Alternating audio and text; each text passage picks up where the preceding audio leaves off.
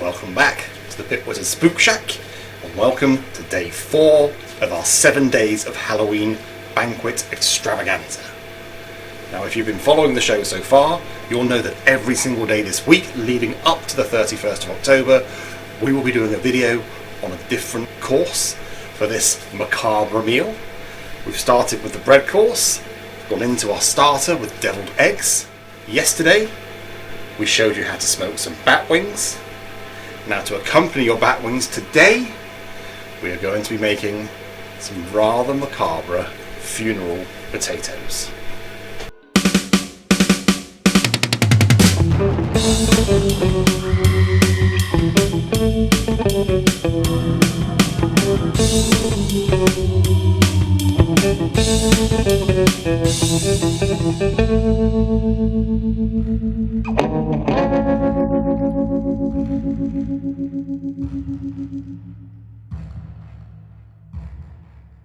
Funeral potatoes got their name simply because they are typically served during the celebration of a person's life after a funeral, but don't take these morbid connotations to heart. They're also known as cheesy hash browns, and they're also served at other festivals in celebration of more lively matters. We couldn't resist a dish with such a melancholy name, however, so let's get to the recipe.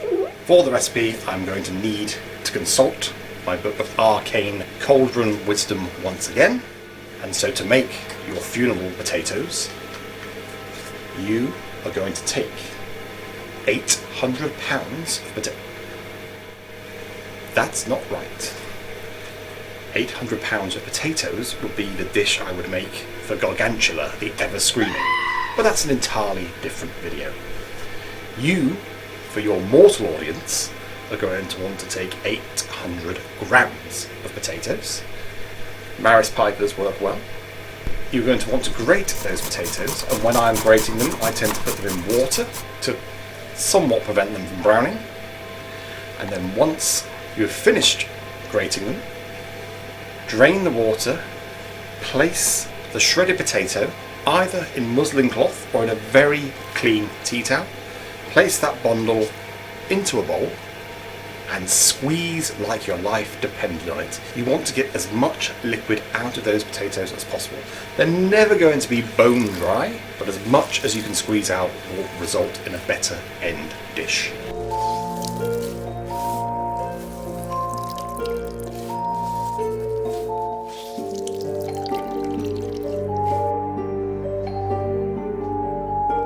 With your potatoes grated and squeezed, you then want to take 300 grams of cream of chicken soup, homemade or store-bought in a can will work fine, 380 grams of sour cream,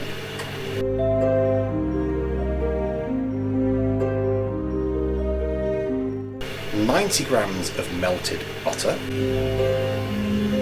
a spice mix consisting of half a teaspoon of ground black pepper, 1 teaspoon of onion granules, 1 teaspoon of salt, and 1 teaspoon of garlic granules.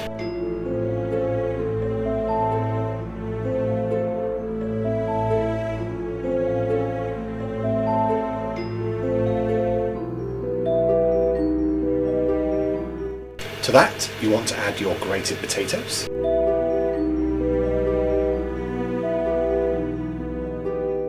Along with about 240 grams of grated cheddar cheese.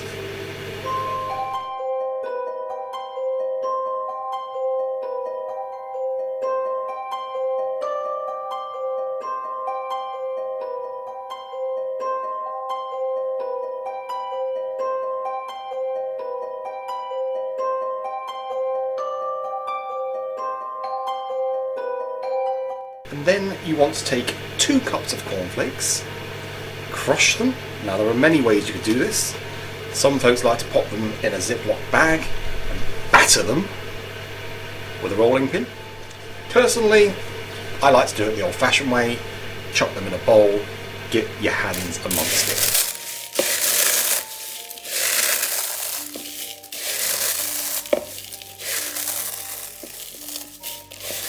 Crush them until they're a kind of breadcrumb texture, and then take 60 grams of melted butter,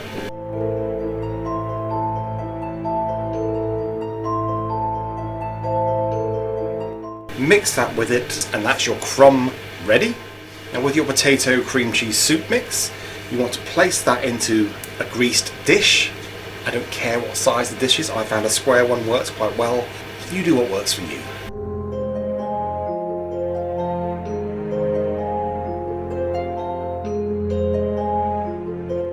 And with your potato mixture in, you then want to top it with your cornflake and butter crumb.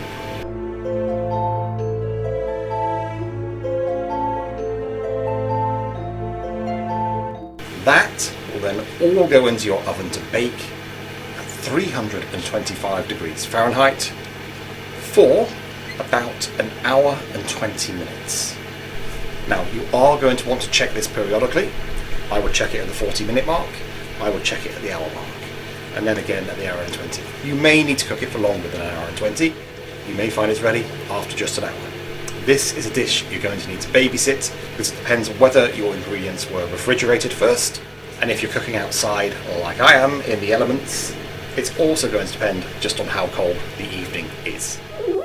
And when your guests smell these funeral potatoes being served, if they aren't absolutely salivating, I would argue, perhaps they already have no soul. You may want to check. Delicious, savoury, toasty notes filling the Spook Shack here tonight. Let's dive in. Happy Halloween.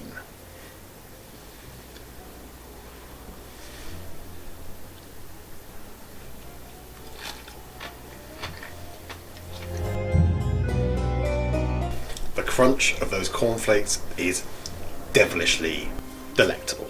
You've then got the savoury cheesiness of those potatoes, which is just like a big monster hug.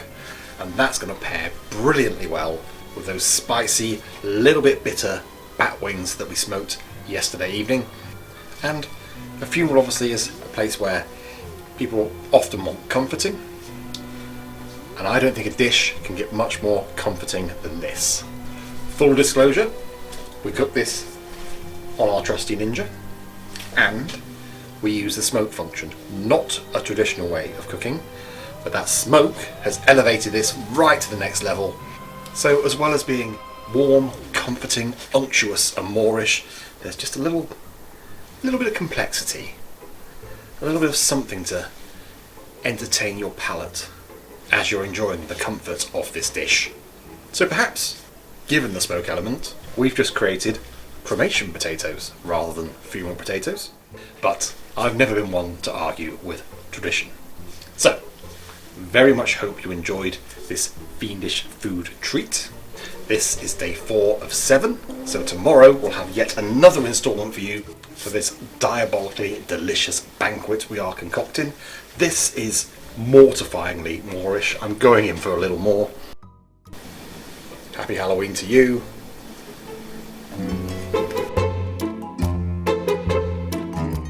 Trust me, you are not going to want to miss tomorrow's instalment, so make sure you like, share, subscribe, hit that notification bell so you know exactly when tomorrow's Halloween banquet instalment goes live. And if you make any of these dishes, don't forget to let us know on social media, Facebook, Twitter, Instagram and TikTok.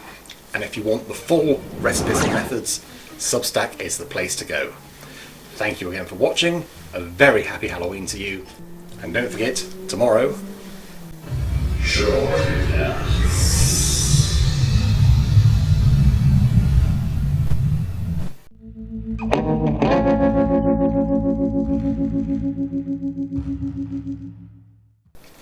You've then got the savoury, cheesy. You've then got the savoury cheesiness of those potatoes.